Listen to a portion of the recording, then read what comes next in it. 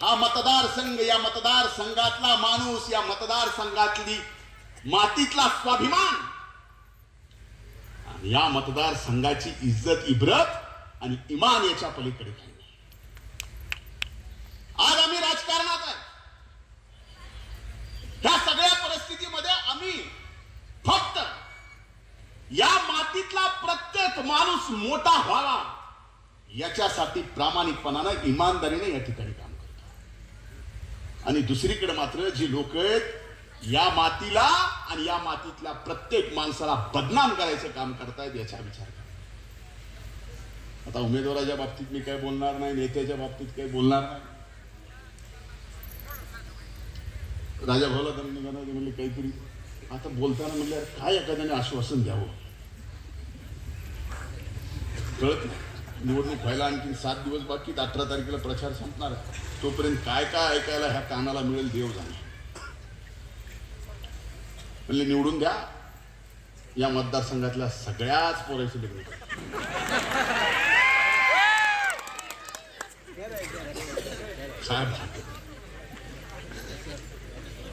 अरे तू करून देशील, पोराला विचार करायचं का नाही? पण पोरं बी तयार होतील पुरी.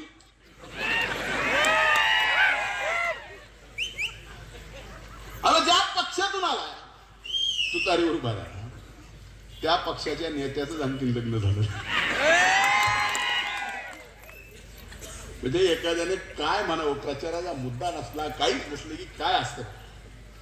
आजच्या या सभेत वेगळा प्रसंग आहे का?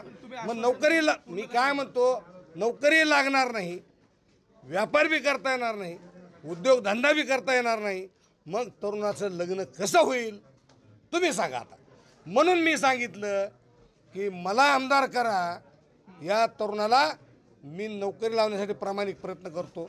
मी नवीन वेगळे वेगळे उद्योगधंदे निर्माण करायचा प्रयत्न करतो, वेगळे वेगळे उद्योगधंदे आणतो, त्यांना वेगळ्या वेगळ्या व्यापाराला लावतो. आणि मग मुलीचा वडील काय म्हणतो, पोरगा व्यापारी आहे, कामधंद्याला लागलाय, मुलगी देऊन टाकू.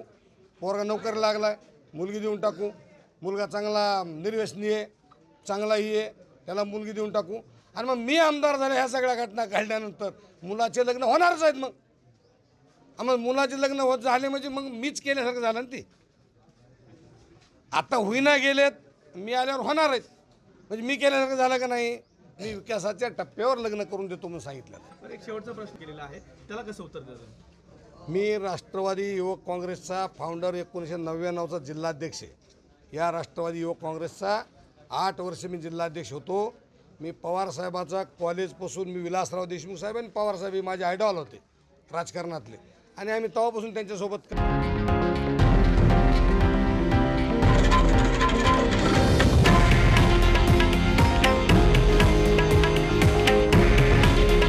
हे आहे देशातील नंबर 1 न्यूज नेटवर्क आणि आपण पाहत आहात TV9 मराठी.